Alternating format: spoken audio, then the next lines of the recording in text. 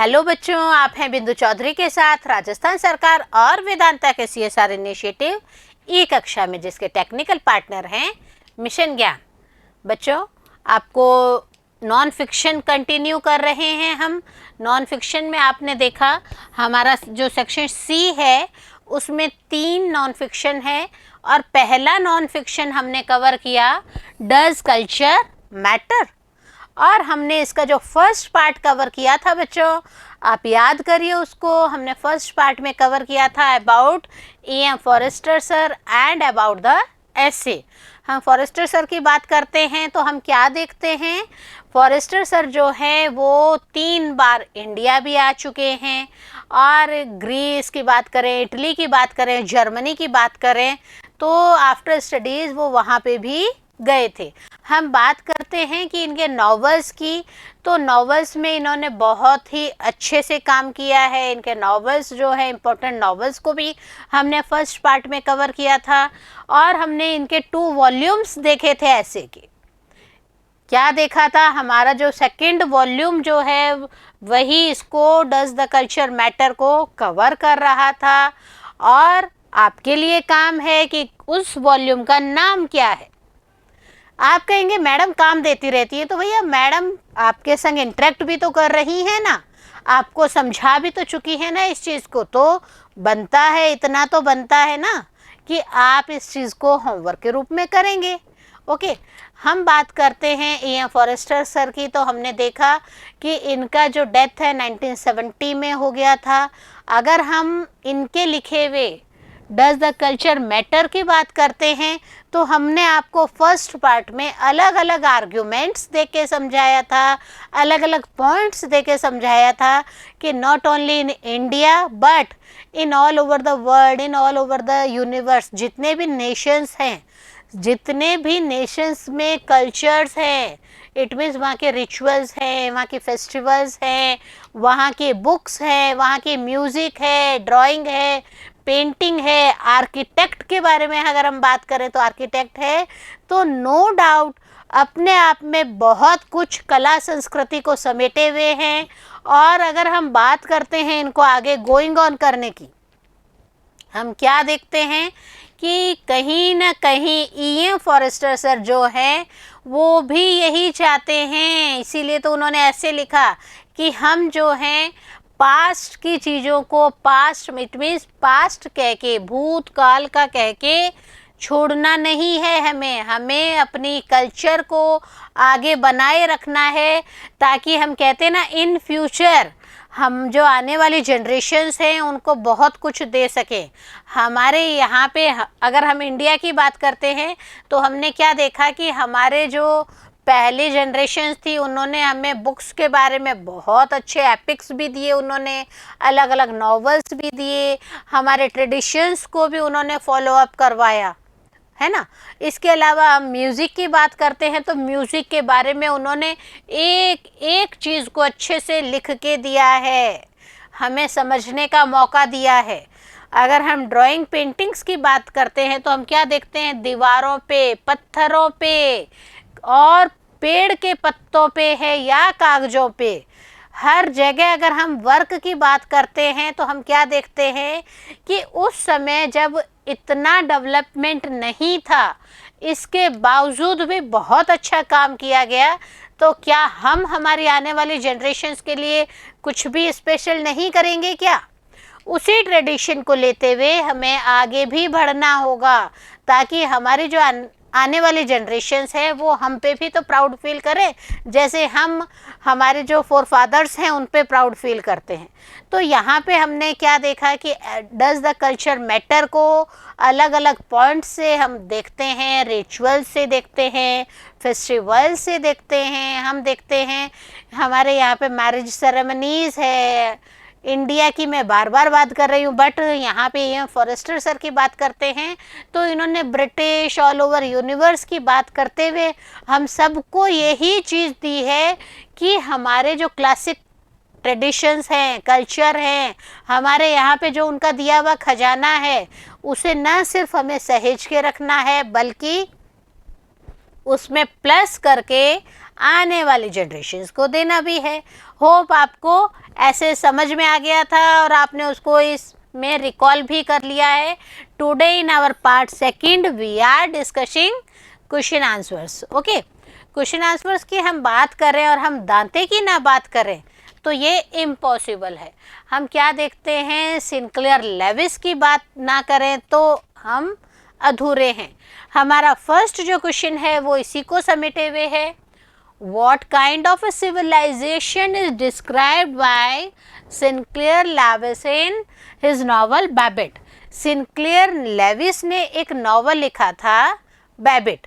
तो हम क्या देखते हैं कि इन्होंने अपने इस नॉवल में किस चीज़ को, क्या स्पेशल चीज़ को समेटे हुए है। सी, Sinclair Lewis describes a civilization in his novel Babbitt in which there is no tradition but only work and amusement with rubbish। अगर हम अलग अलग चीज़ को क्रिटिकली एनालाइज करते हैं तो हम क्या देखते हैं, E.M. फॉरेस्टर सर ने जहाँ पे कल्चर की इम्पोर्टेंस बताई है, डज कल्चर मैटर ऐसे में उन्होंने इसकी इम्पोर्टेंस बताई है, वहीं पे हम क्या देखते हैं कि जो सिंक्लेयर लेविस सर हैं उनका जो नॉवल है बैबिट नॉवल है, उन्होंने क्या कहा, कोई ट्रेडिशंस ही नहीं है और जो वर्क है सिर्फ वर्क है और वो भी किसके लिए, अम्यूज़मेंट, सिर्फ मनोरंजन के साधन है और वो भी रबिश तरीके से, बहुत ही गलत तरीके से। तो यहाँ पे अगर हम एनालिटिकल स्टडीज़ करते हैं बच्चों तो हम क्या देखते हैं, सिंक्लेयर लेविस के बैबिट को देखें और हम E.M. फॉरेस्टर सर के डज द कल्चर मैटर को देखें तो हम अपने आप एनालाइज कर सकते हैं विच वन इज़ गुड। एक और हम समेटते हैं इसमें दांते सर का। दांते सर के बारे में अगर हम बात करें तो देखिए, व्हाट डिड दांते right about the inscriptions on the gates of hell. जब दांते जो हैं, अगेन हम कहें कि ये भी बहुत ही अच्छे राइटर थे, तो इन्होंने इम्पोर्टेंस बताई थी inscriptions on the gates of hell के ऊपर बताई थी। बच्चों, हेल और हेवन, स्वर्ग और नर्क की बातें ना सिर्फ इंडिया में होती है, ऑल ओवर द वर्ल्ड होती हैं। हम क्या देखते हैं कि जो दांते सर हैं उन्होंने भी इंस्क्रिप्शंस में हेल के गेट के बारे में बताया है। तो what is this, read with मी।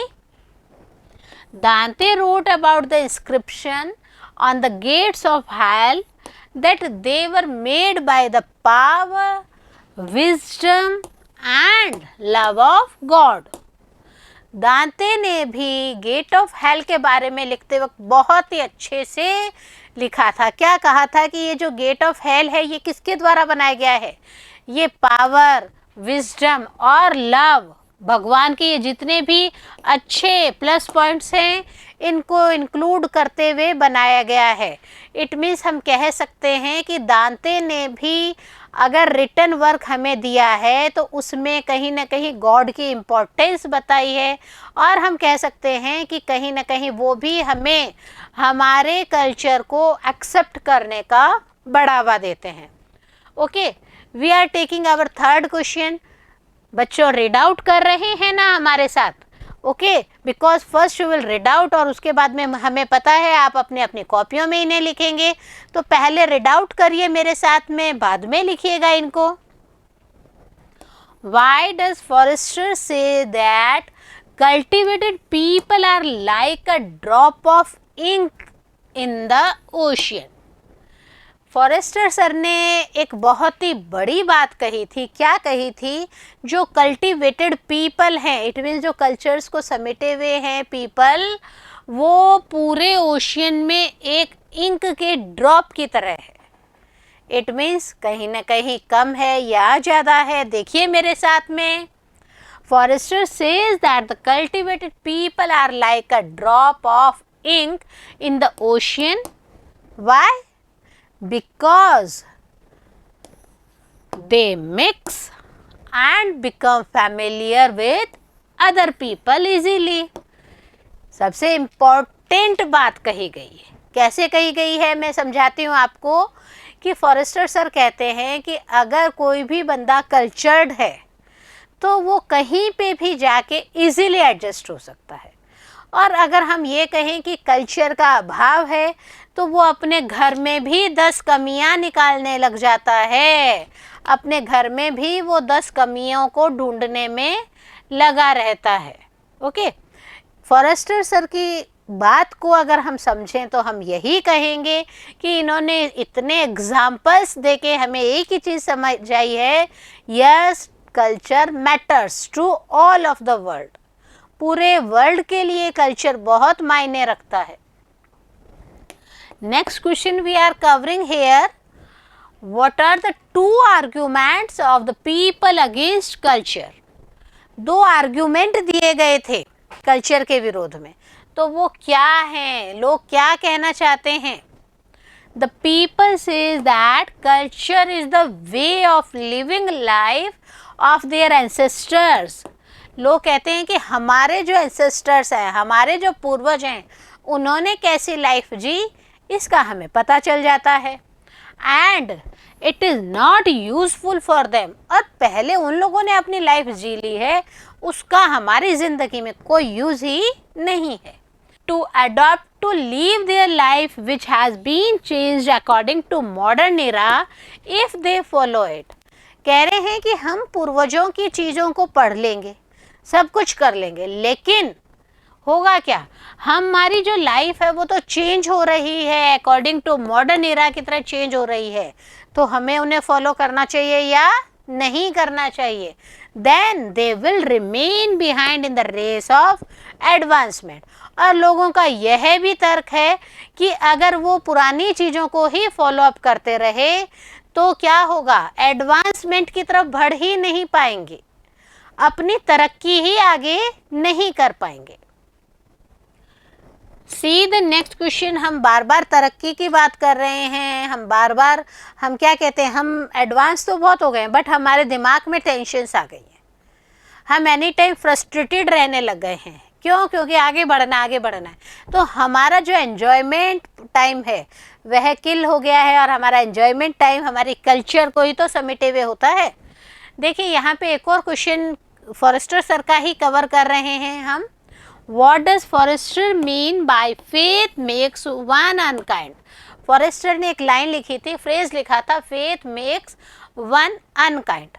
तो ये क्या है, हमें इसके आंसर में इसी को ही समझाना, इस फ्रेज को ही कवर करना है। Faith makes one unkind. Forrester means to say that faith is an individual thought. Faith, विश्वास क्या है, हर व्यक्ति की पर्सनल सोच के ऊपर निर्भर करता है कि वो विश्वास को किस रूप में ले रहा है। And way of living life, और यह भी हमारे ऊपर है कि हम अपनी ज़िंदगी को किस तरीके से जी रहे हैं।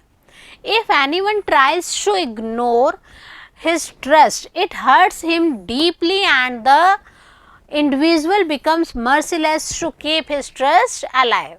एक और बात फॉरेस्टर सर ने क्या कही कि अगर हम हर्ट करते हैं, किसी को भी हर्ट करते हैं, तो हम क्या देखते हैं कि मर्सीलेस हो जाते हैं, भगवान हम पे दया नहीं करते हैं, और हमारा जो ट्रस्ट है वो हम अपने आप पे तो नुकसान कर ही रहे हैं, गॉड भी जो है वो हमारा नुकसान कर देते हैं। हम ये नहीं करते, गॉड कहते हैं अच्छा मुझे नहीं मान रहा, इट्स ओके, नुकसान नुकसान नुकसान नहीं बच्चों। इसका मतलब है कि हमें हमारी जो कल्चर है उसे अपनाते हुए ही आगे बढ़ना है।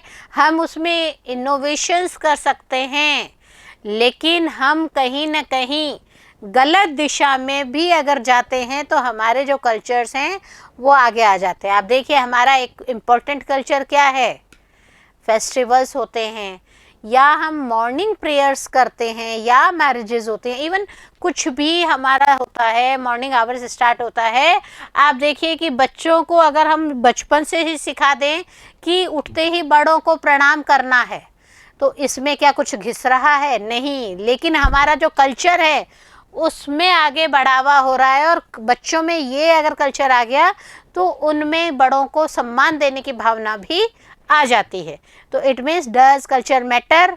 Yes, we are proud to say that culture matters. और लास्ट जो क्वेश्चन है वो हम दांते और फॉरेस्टर सर की जो बातें हैं उनको मिक्सअप करके ले रहे हैं. Why does Forster say that Dante is a test case? Forster ने एक जगह कहा था कि जो दांते हैं वो तो टेस्ट केस की तरह हैं, तो हमें वही बताना है कि what is this. Forster says that Dante is a test case because according to Dante, Dante क्या कह रहे हैं पहले हम उसका बता देते हैं. If the people are giving up the culture, it means that they are trying to adopt a new culture which will be the imitation of their ancient traditions in a modified way. दांते sir क्या कह रहे हैं कि अगर people जो है अपने कल्चर को गिव अप कर रहे हैं, छोड़ रहे हैं, तो कहीं ना कहीं वो ट्राई कर रहे हैं नए कल्चर को अपनाने की. और नए कल्चर को अपनाते हैं तो कहीं ना कहीं हम क्या कहते हैं, इमिटेशन हो रही है, नकल हो रही है. किसकी? एंशिएंट ट्रेडिशंस की हो रही है, परंतु नकल में उन्होंने थोड़ा सा मॉडिफाइड तरीका अपना लिया है. तो यहाँ पे हमने अगर लेविस सर की बात करें तो हमने उनके को भी एनालिटिकल रूप में लिया, हमने दांते सर को भी एनालिटिकल रूप में लिया, और फॉरेस्टर सर का जो थीम है डज कल्चर मैटर, तो इसको भी इन्हीं के ऐसे के थ्रू हमने प्रूव भी किया कि यस कल्चर मैटर्स. अभी कल्चर ये कह रहा है बच्चों कि आप as an obedient student read out करेंगे, इसको रीड आउट करेंगे, राइट डाउन करेंगे और लर्न करेंगे. मिलते हैं नेक्स्ट वीडियो में नेक्स्ट ऐसे के साथ, नया नॉन फिक्शन टॉपिक के साथ. तब तक बने रहिए बिंदु के साथ. नमस्कार.